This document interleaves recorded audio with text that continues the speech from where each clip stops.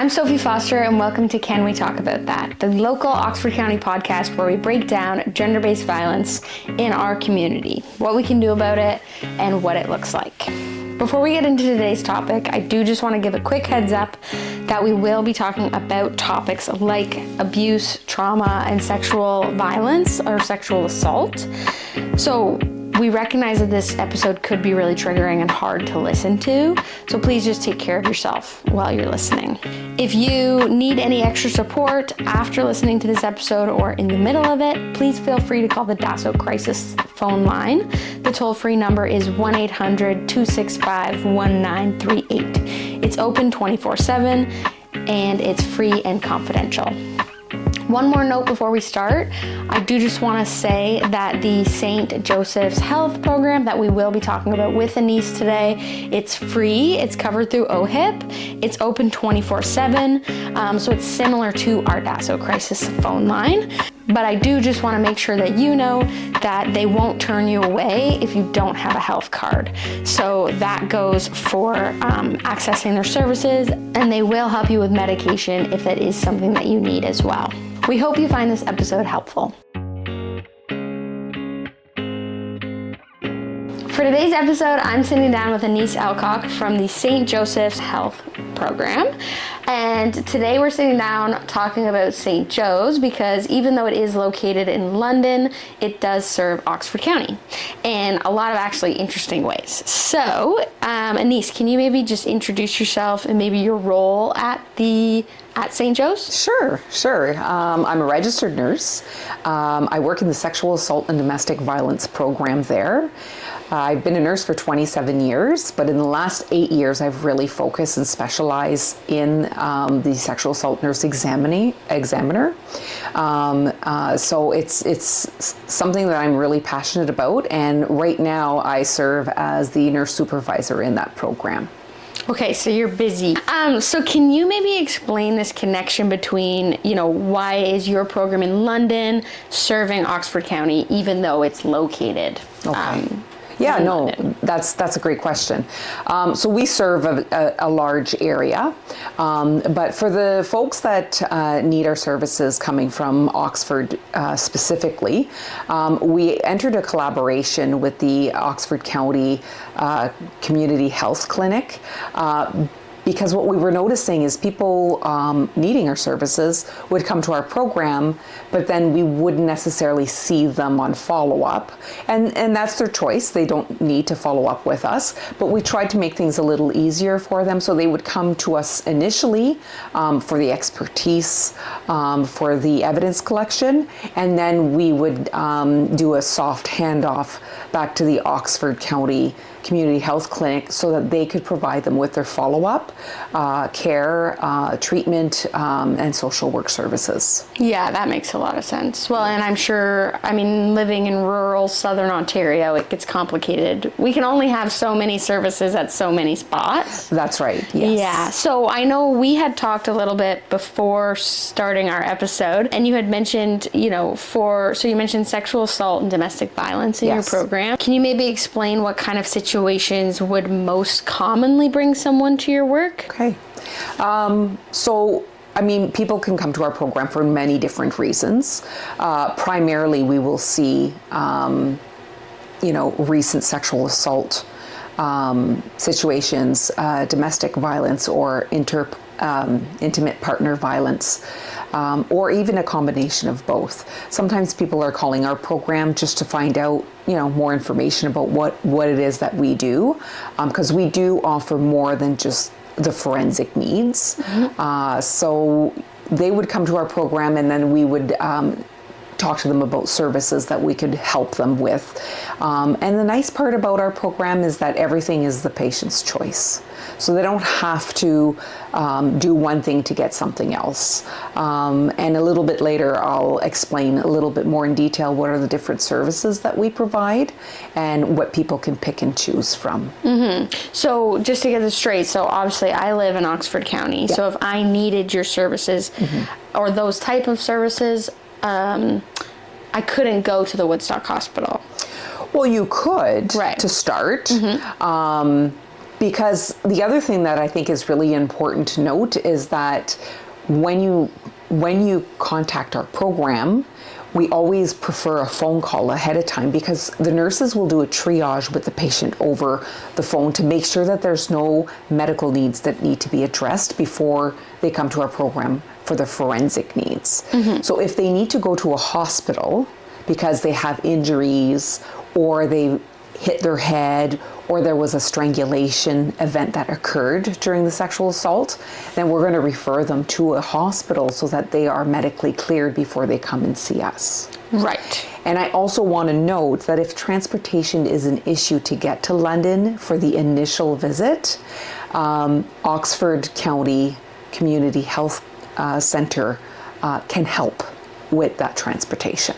Okay, so I that's just great to don't know. want any barriers to prevent somebody from accessing the care. Yeah, because the idea there is that if you did experience domestic violence, intimate partner violence, or sexual assault, the idea is that, yes, you'd go to your local hospital for, the things you listed, like a broken arm or like a, Right. Medically treated thing like Yes. that. Yes. But then for the sexual assault and domestic violence kind of aspect later on, then you'd go to St. Joe's. Yes, and there are sometimes you don't have to go to the hospital first. So a phone call to us is worth finding out if they can come just straight to our department, or if there's other things that need to happen before that. But a phone call to us any time of day or night, we will give you the right path to follow. Okay, so let's say you mentioned it's open 24/7. Yes. Let's say it's 2 in the morning. Can you maybe explain? I call, we triage, and you say, "Yep, come to our program. We'll see you when you get here." Okay. What would the intake process look like from there? Sure. I can definitely bring you through that. Important to know that we're not attached to an emerge department. So that really sets us apart from all the other sexual assault programs in Ontario. Many of them are attached to an emerge, and so the nurses are on an on-call system. But in our program, there is a nurse in-house 24/7. So we're at a hospital, but it's mainly outpatient hospital. During the day, there's the urgent care, but they're open for limited times. So if you were to call our program, let's say at 2:00 in the morning, a nurse would answer, and you would say, I was sexually assaulted, I'm not sure what I need to do. And then we would proceed to go through, questions. I'm sorry that this has happened to you. I'm happy that you're calling today. And, these are the things that we can offer you. So there's a documentation piece. There's, if there are injuries, we can document those injuries. We could take pictures of those injuries. We also do testing for any sexual transmitted infections. We can also provide a sexual assault evidence kit. So that's the forensic kit that a lot of people know about. There's also the social work aspect. And I don't know if I mentioned it before, but there's also treatment options. Now, some people may not be interested in all of that, and that's okay. They can pick and choose what it is that they want, and then whatever they decide at that moment. If they need time to think about it, then that's okay. We also like to know the date and the time of the assault as close as possible, because that's what drives the services that we do. For the sexual assault evidence kit, there are, certain time frames that we must adhere to. So it's just having a conversation. And when people call our program just for information, they don't have to make a decision right away. They can just learn about what we offer. They can take time to think about that. Or, if they feel good and they know what they want done, then we would have them come to our program right away. The only time that may not happen is if the nurse is already in a case with somebody. Then what we would do is just ask them for their phone number, and we would contact them as soon as we're done with another patient, instead of having people sit in our waiting room, we prefer giving them an appointment so that they can just come right in. Right, that makes sense. Especially, I mean, picturing myself in that situation, it's 2 a.m, something's happened to me. I'm sure that I'd be kind of in shock. Yeah. So picturing calling you and having that conversation does feel like a lot. Yeah. But obviously your services are so helpful and they're there to help. For sure. And I know we've talked a lot outside as well of this episode, how, you're not connected to the police, and No. if I do those things, that doesn't necessarily mean that I have to move forward Not at with all. using this evidence kit. Yeah, no, not at all.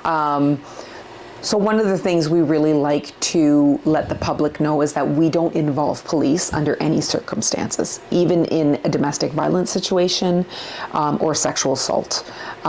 We want to provide like a safe place where people can come and have their story documented without it maybe never going anywhere. And so that it is there in the event that if they do need it for the future, or if they decide to do something down the line, it's there for them to access.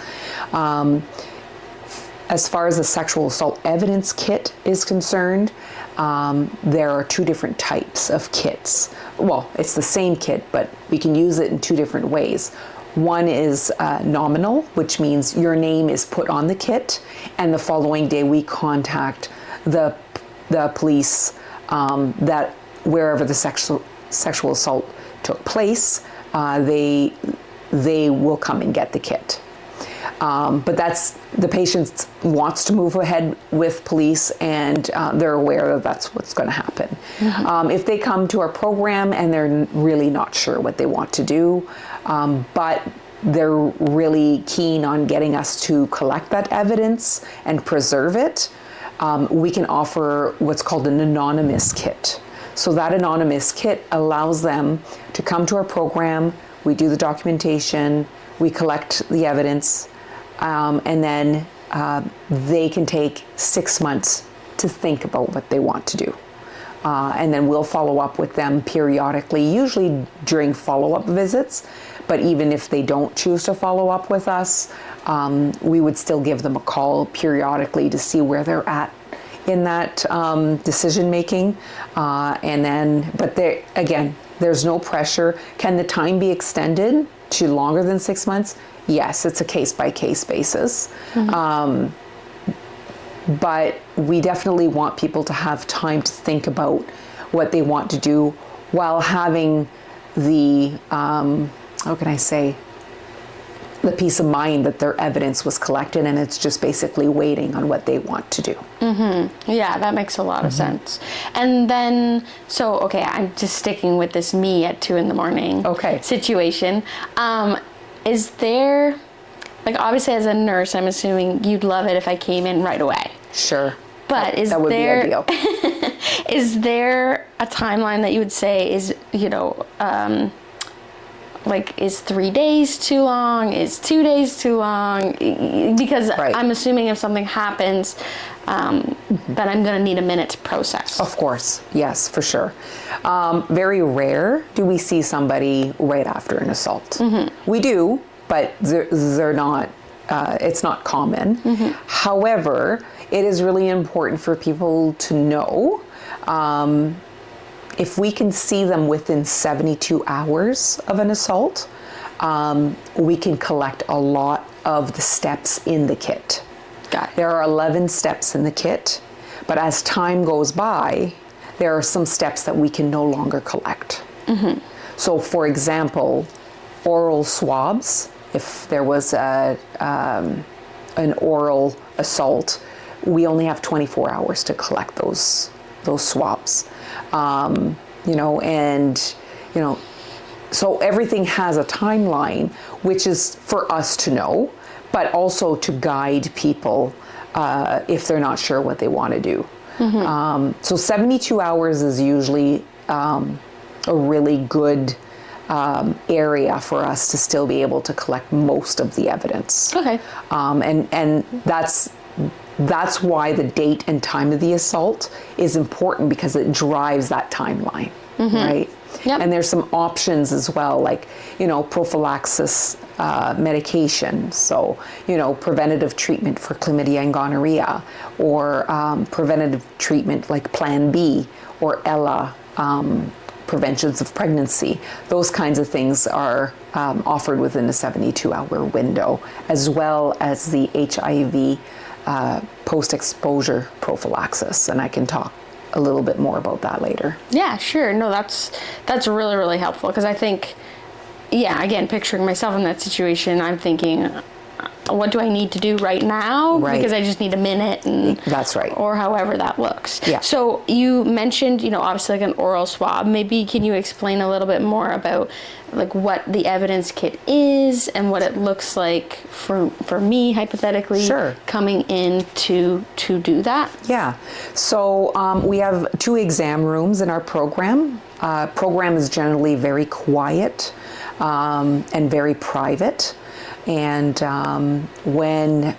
if we speak over the phone and you're coming to our program, then we'll bring you to one of the exam rooms and just kind of like have a little discussion of what to expect in the program. I would probably go over the options that you're interested in, and maybe I would share all of the options again, because sometimes when you have time to think about it, you're like, I think I maybe want to do that. But it's also important to know that at any time you don't want to do specific thing, that's fine too. You don't have to, once you say yes, it doesn't mean that you have to continue with it. So we really want to support people in making their own decisions and deciding what they want to do. If they want to move forward with the sexual assault evidence kit, whether it be nominal or anonymous, the collection is still the same.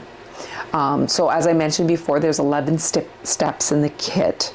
So there's anything from gathering clothing to oral swabs, there's skin swabs, there's blood collection, and that's for instances where there might be something we call a DFSA, so there's a drug facilitated sexual assault. So if somebody feels that they may have been drugged, or if they were drinking that night and clearly not in a position to consent, we would collect their blood. But that can only be done within a 72-hour time frame.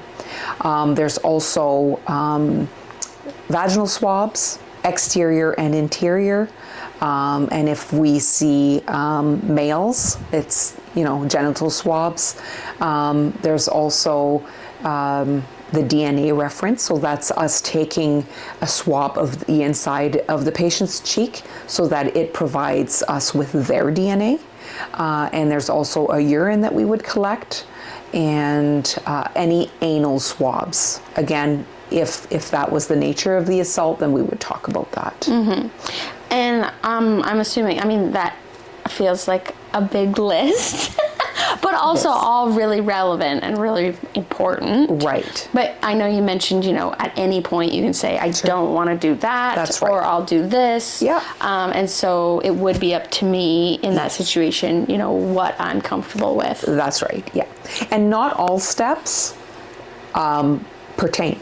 Mm-hmm. Like there's a step where we would, like if there was to swab fingernails. Well, if there wasn't an alleged struggle, or if they didn't scratch the assailant, then that's not something that we would collect. Right. Or if there was no oral involvement, not something we would collect. Mm-hmm. So the steps have to corroborate with what has happened. Right. And again, even if the step is relevant and the patient does not want to do that, then that's their call. Mm-hmm.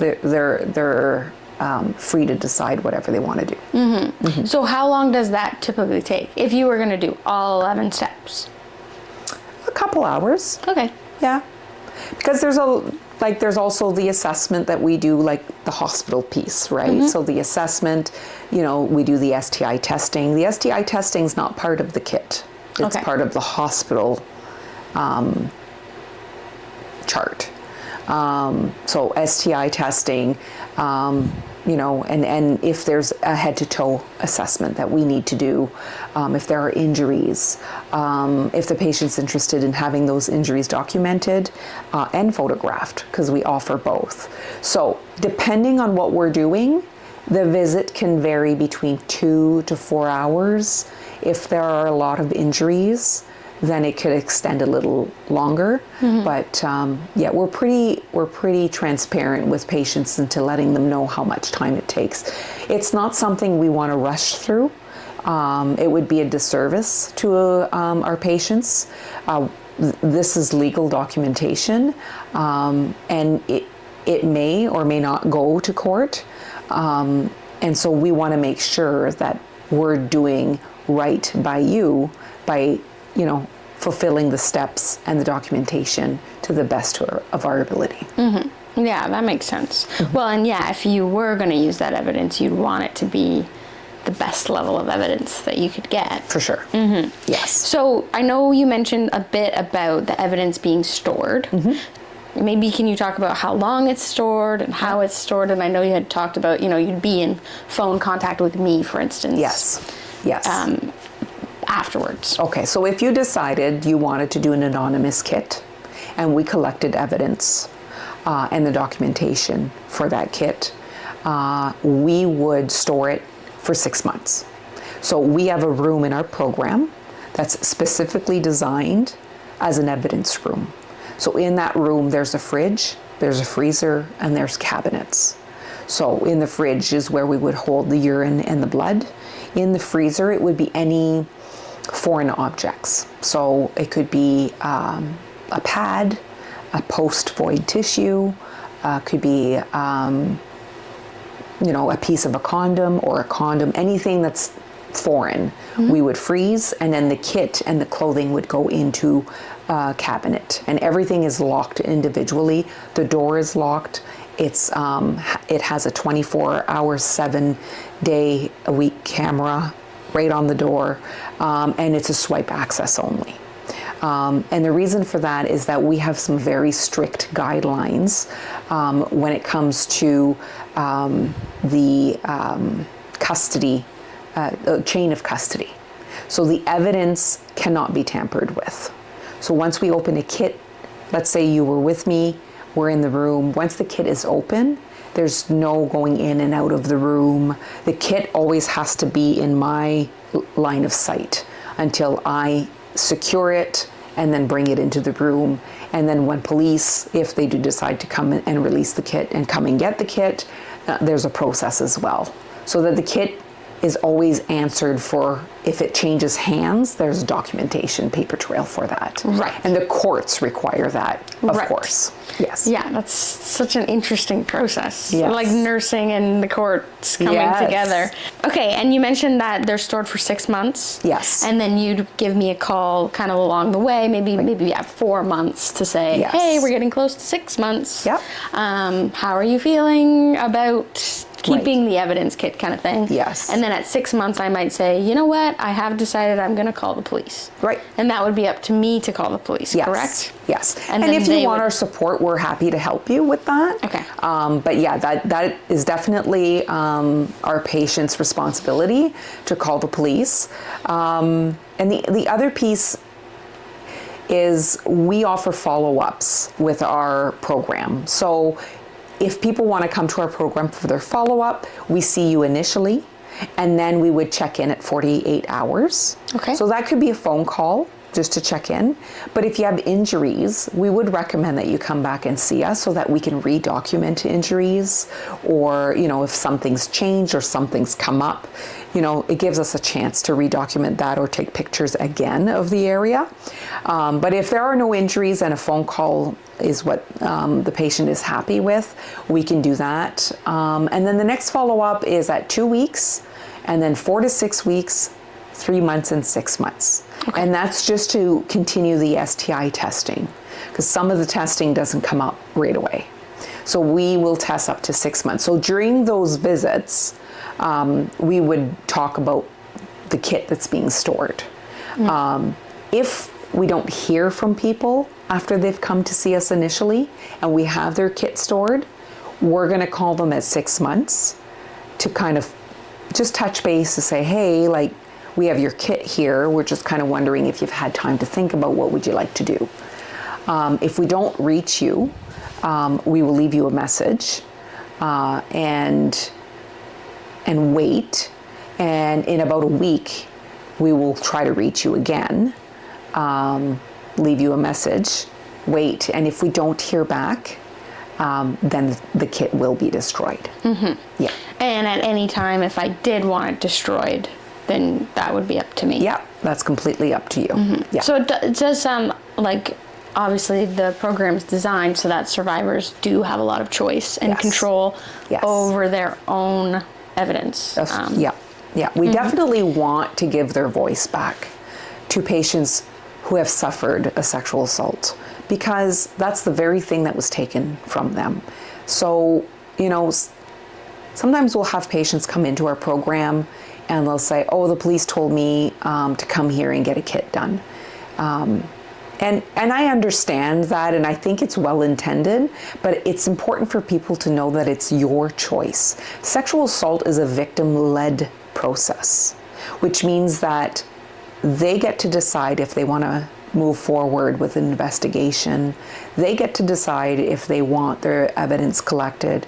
They get to decide if they want documentation or pictures taken of their injuries, or if they want social work. They can also contact our program just for social work services. Oh, okay, that's right? Good to know Within too. 1 year of an assault. So at 12 months, after that, we consider that a historical assault, and then we would refer them to resources in our community. Right, and for us in Oxford County, I know you mentioned the Oxford County Community Health Center. Yes. That is connected with OSAS. So we do have an episode with OSAS, and they kind of walk through what their services look like too. So that's kind of who you would help lead me to, hypothetically. Yeah, for sure.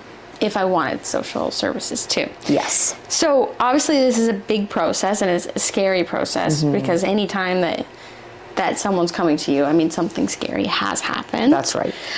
So can you maybe touch on what you think prevents people from maybe seeking this nursing care?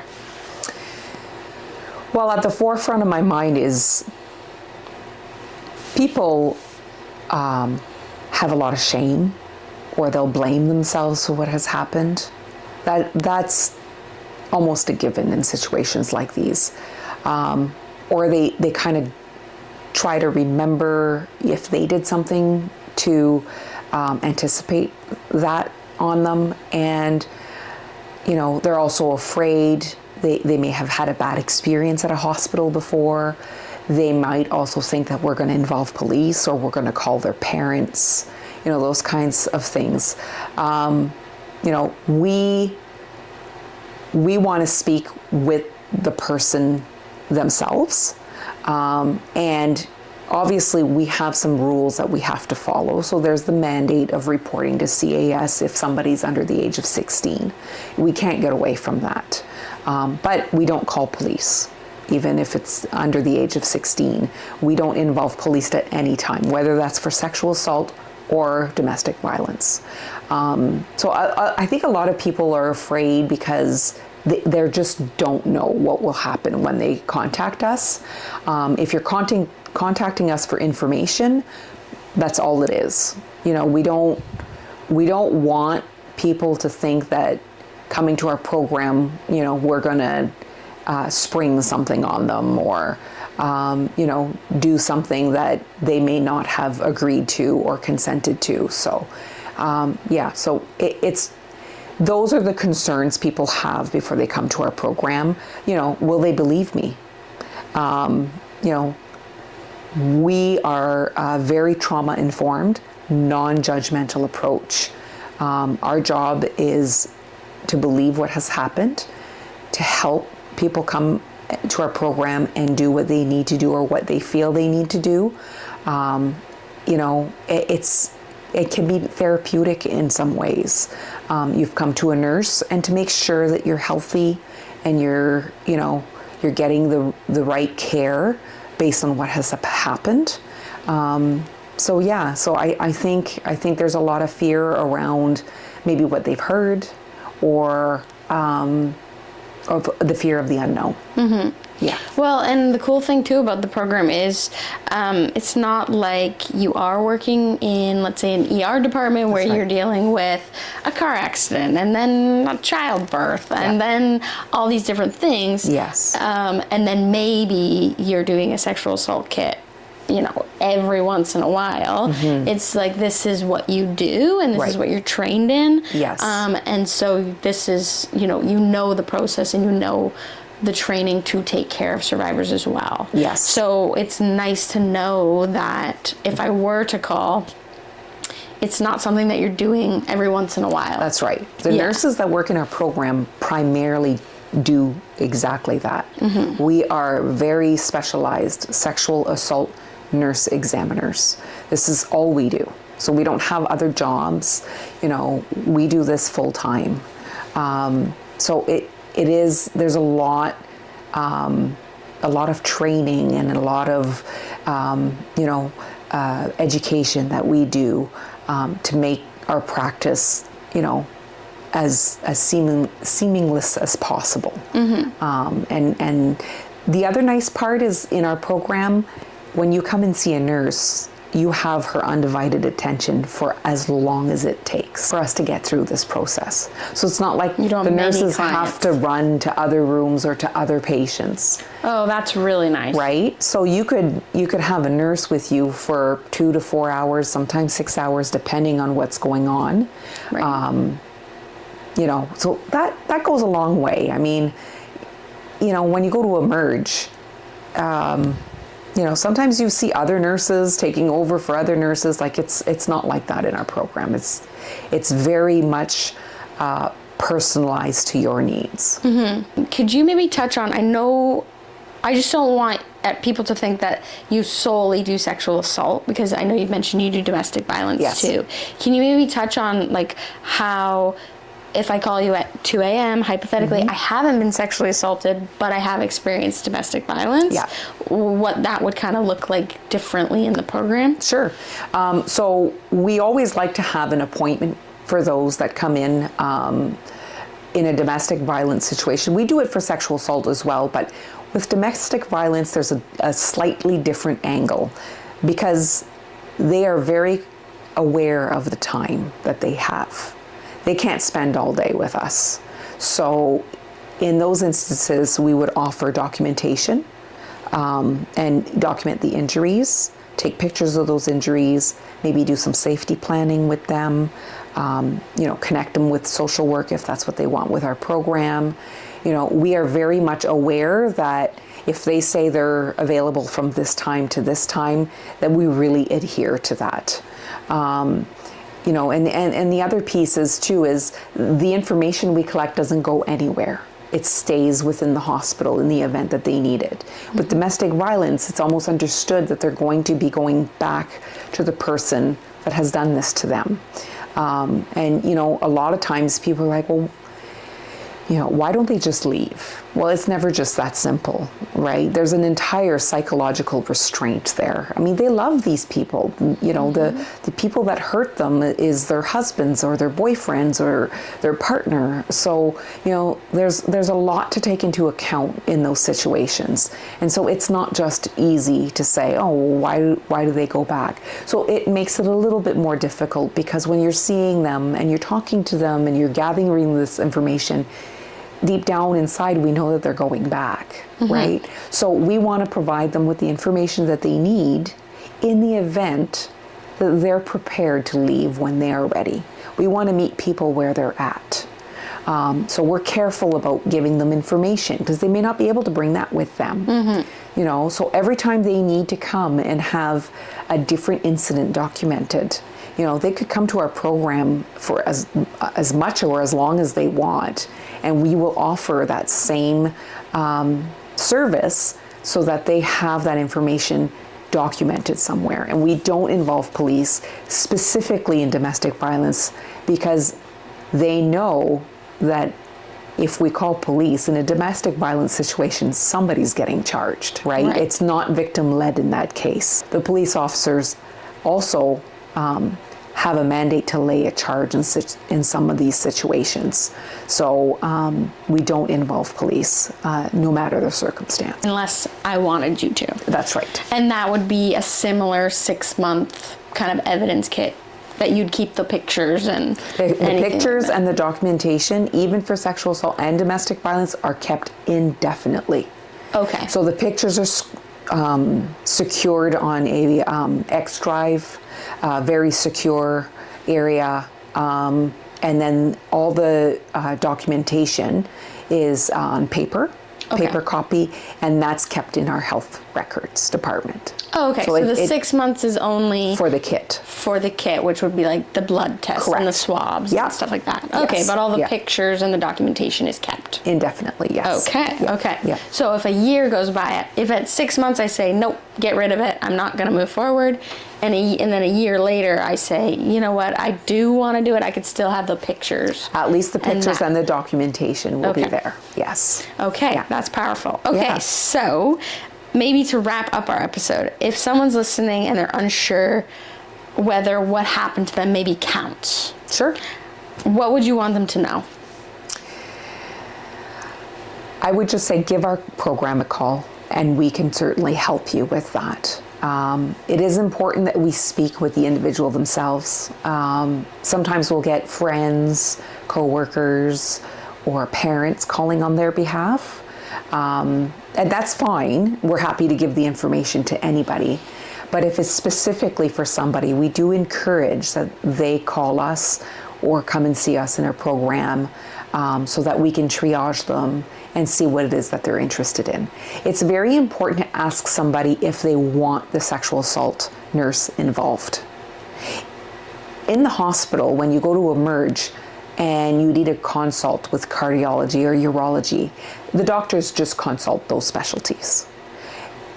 We're also a consult. However, you have to ask the patient's permission to consult us. Okay. We need their consent to be able to speak to them about what we want to speak to them. So when people call on behalf of others, we always tell them, have your friend give us a call. It's not like we'll take their number and call them. That's not something we can do.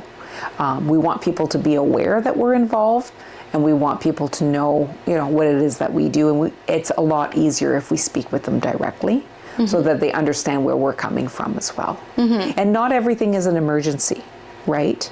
If an assault happened 8 days ago, there are still things that we can do for you.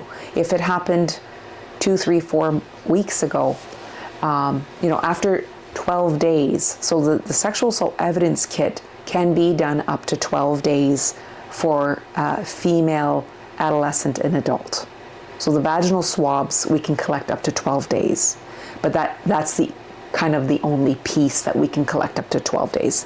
After 12 days, we can no longer collect the kit, but the documentation is still available, the injury documentation, the pictures, and access to STI testing and social work. So those are all other things. We do a lot more than just forensics, and I think that's really important for people to know. Yeah. Well, and just from talking with you on this episode too, I just feel like it's another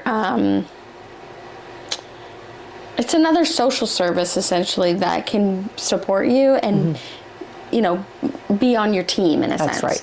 And so, if I'm in control and it's my evidence and my documentation, I get to say when I want to use it, if I want to use it, how I want to use it. That's right. And you're kind of an ally and a teammate to me if I do want to do that. Yeah. Because if I take pictures of injuries on my iPhone, it's not going to be the same as the pictures that you're able to get and the evidence that you're able to collect. Yes. And so we can use you as support and part of that team kind of thing. For sure.